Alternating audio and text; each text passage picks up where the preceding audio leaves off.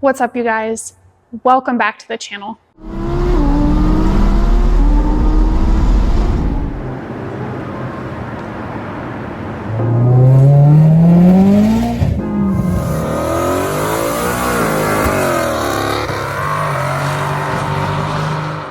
This is going to be the start of car face-off, or a video where I do a comparison of two different cars and pick the better of the two at the end. Today, we are comparing a 2015 Mustang GT and a 2007 Shelby GT500. We're going to start off by comparing them stock to stock, and then we're going to get into what mods are actually done to both cars. So let's start. So starting off, 2015 Mustang GT. Obviously, this is the first year of the S550 body style. Factory, this car came with the naturally aspirated 5-liter V8, which Ford calls the Coyote. This is the second generation of the Coyote. Now, factory, these cars made 435 horsepower and 400 pound-feet of torque. Now, you could either get the 6-speed automatic in these cars, or you could get the 6-speed manual, which is the MT82, and I highly wouldn't recommend getting any car with an MT82. So this car has the 6-speed automatic, otherwise known as the 6R80.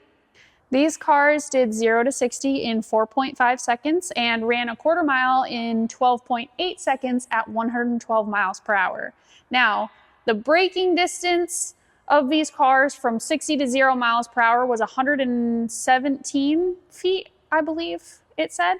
The base MSRP for these cars is about $33,000. Obviously, more packages means obviously that's going to go up, but base is $33,000. Now let's move over to the GT500. Now the GT500 was one that I thought was an interesting comparison, but you guys wanted it, so here it is. 2007 Shelby GT500. These cars came with the supercharged 5.4-liter V8 with a 6-speed manual transmission. The 5.4-liter V8 is known as the Condor, with the Tremec TR6060 transmission in it. These cars came with 500 horsepower stock and 480 pound-feet of torque. These cars also went 0 to 60 in 4.5 seconds. Now, these cars ran a quarter mile in 12.9 seconds at 112 miles per hour. Braking distance from 60 to 0 miles per hour, braking distance was 121 feet. Base price for these cars started at $41,000. So base price, a little bit higher than the Mustang GT, but that's granted. This is a Shelby GT500, comes supercharged. You get a lot more things. So obviously, starting off stock for stock, this car, supercharged, Mustang, NA. This has more of a price tag. That's a little bit cheaper, more horsepower, less horsepower. They're pretty comparable in weight. Curb weight for this is about 4,000 pounds. Curb weight for the 15 Mustang, online it said 3,700 pounds. I don't believe that so much. I would say that that car is more towards 4,000 pounds also. So that was $33,000 brand new base. Right now it's probably worth about 20. This is 8 years older. Base price was 42, 44. This is probably worth, like, this car, how it sits, this car is a 1 in 4 car. This car is probably worth like 60, 70 grand. So as for holding value terms, this car wins. But let's start comparing what's actually done to these two cars.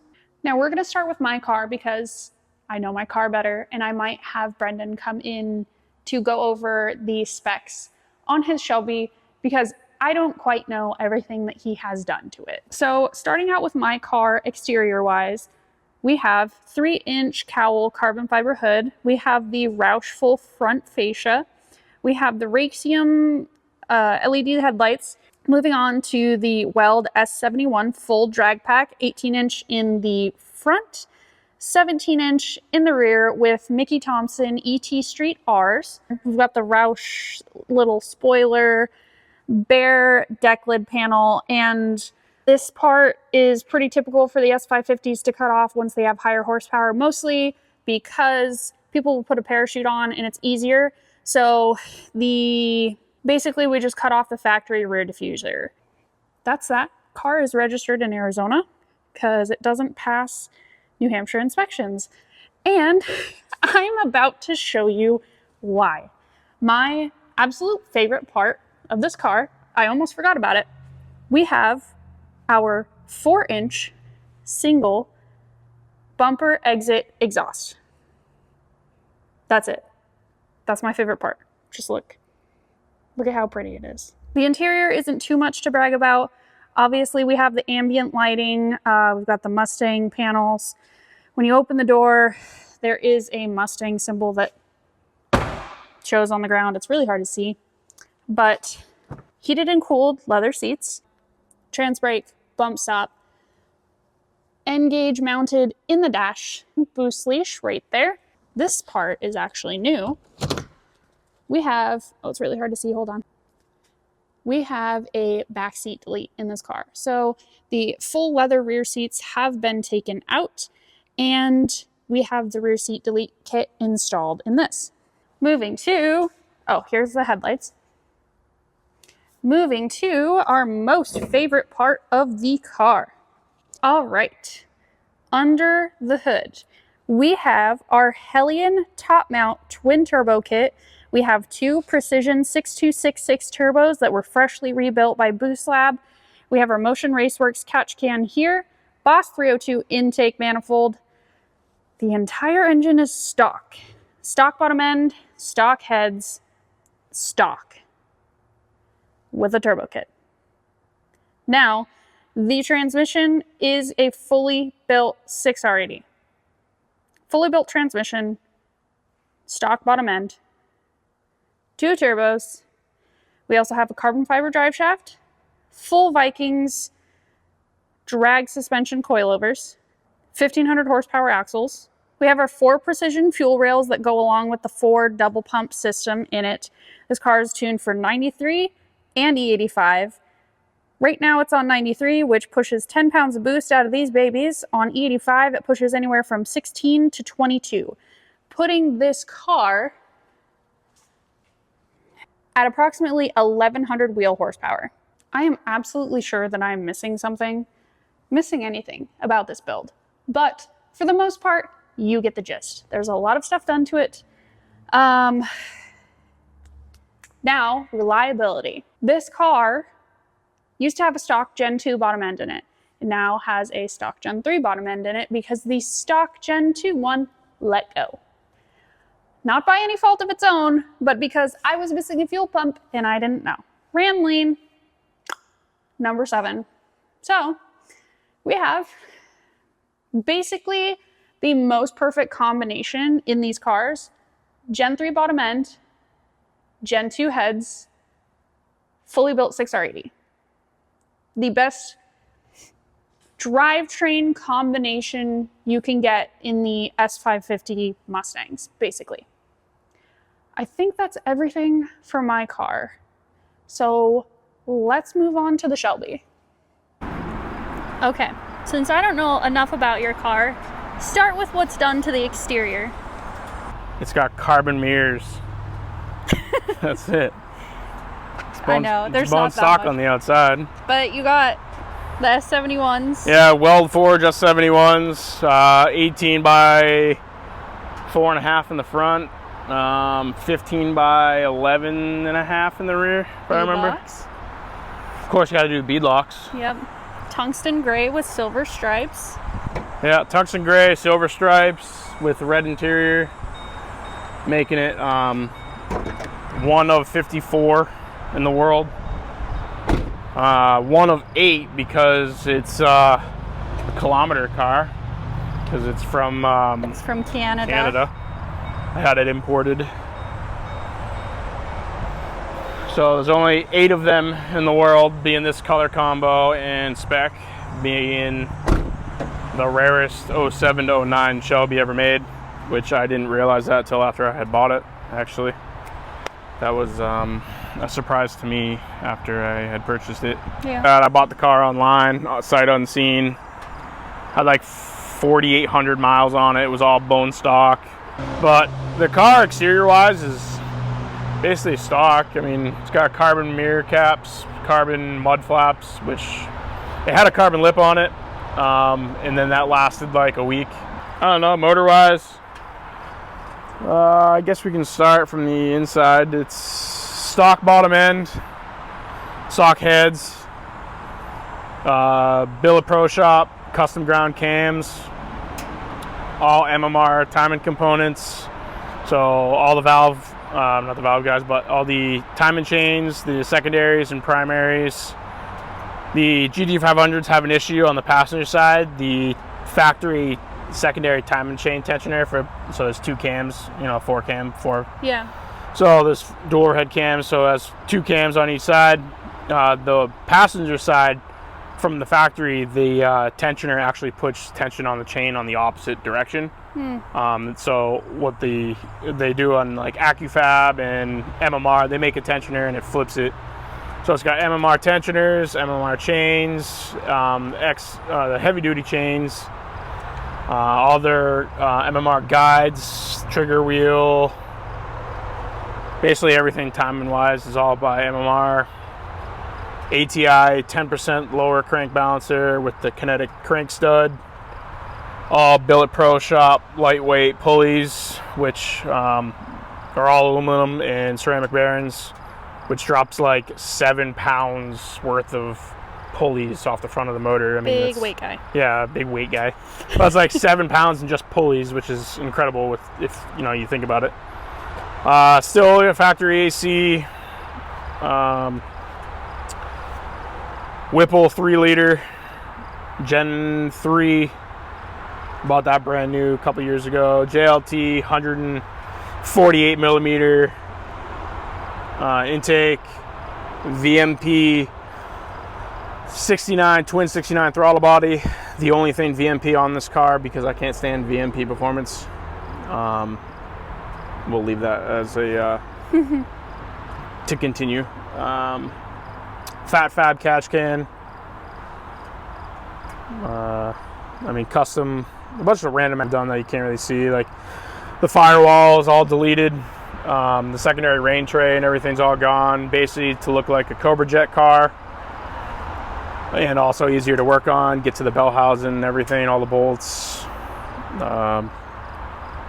It's big Titanic heat exchanger with a PMR ice tank in the trunk.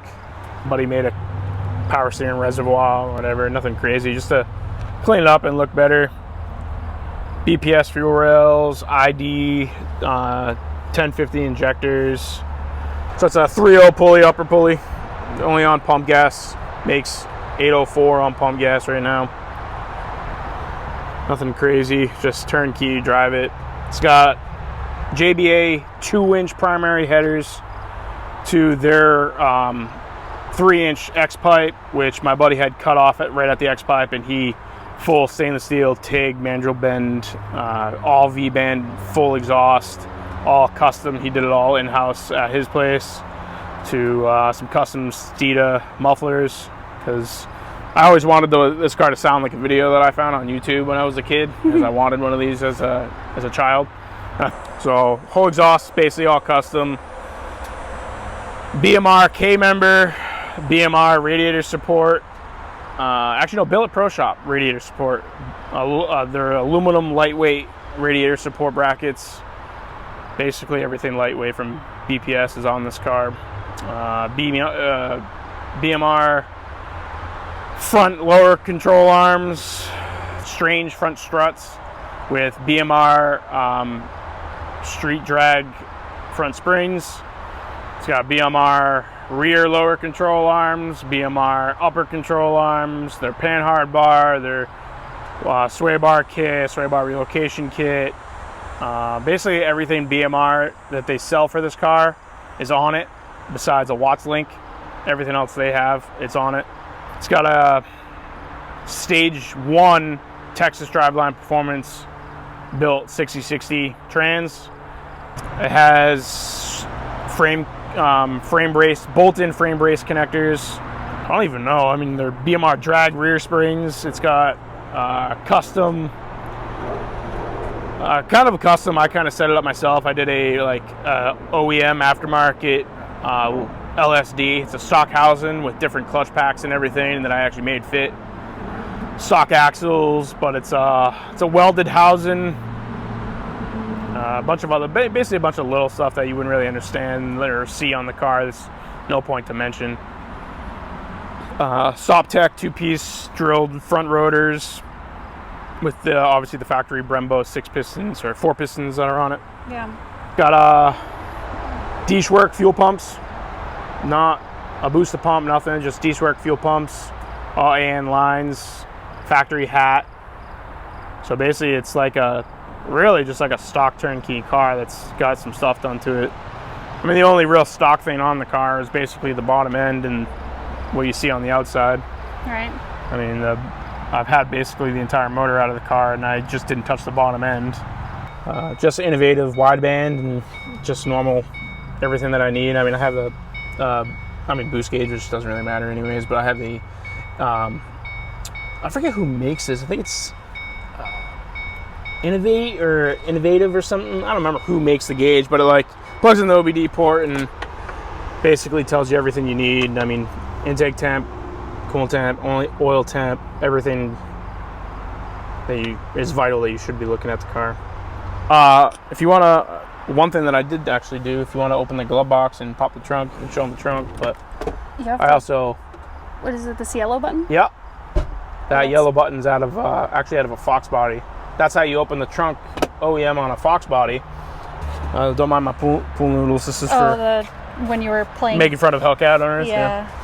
Forgot those were in there. But yeah, that's a PMR 7-gallon ice tank. Batteries in the trunk. If you look underneath the car, really is what shines, because nothing underneath the car is stock. You might be able to get underneath there and see. I mean, yeah, you can see quite a bit. You see, like Joe Nappy at Nappy Auto Works did the custom V-band exhaust everywhere. You know, all the brackets for the BMR, like basically everything BMR related that they have is underneath the car. Oh, it's got a RXT 1200 clutch in it. Forgot about that. DSS drive shaft. Forgot about that. Custom trans mount. Forgot about that. Car as it sits now, full car with gas in it as it is right now with me in it. I think when I weighed it at the scales, it was 37.40 with me in the car. Huh. Which so it's probably, I mean, well, they weigh like 4,000 pounds stock. Like 4,200 pounds. Yeah. They're like 41 and change and like 4,200. So with me in the car, it's 3,700 pounds. So basically the car is probably, I'd say like high 3,500 pounds. Yeah. I mean, I'm 200 pounds, so it's got a stupid parachute on it. One of those, I use that to hold my books.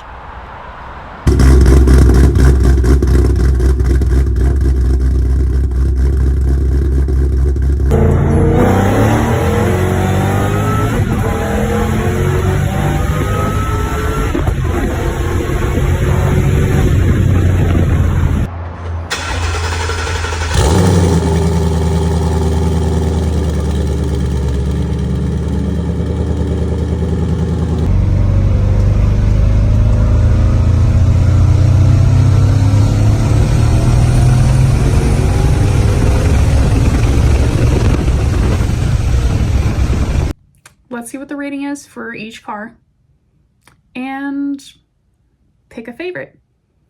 I am not biasly picking. This is off of scale. I'm doing the best that I can. I also feel like this is not a fair comparison, but you guys wanted it, so here it is.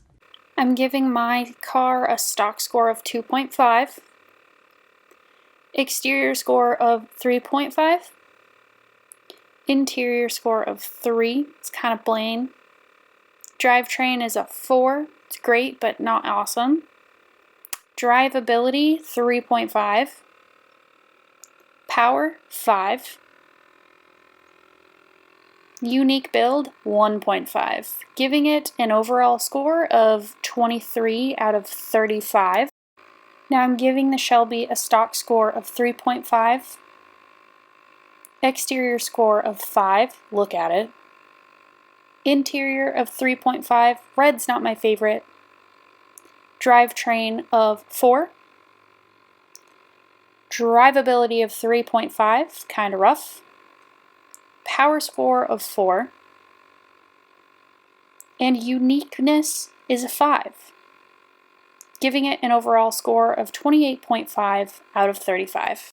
As always, you guys, thanks so much for watching. Don't forget to like, subscribe, drop in the comments if you want me to compare any other builds. I know someone said like STI versus Evo, Camaro versus Mustang. Like, drop your ideas in the comments if you like this video. If not, I won't continue to make them, but obviously just trying to get content out to you guys. So see you next time.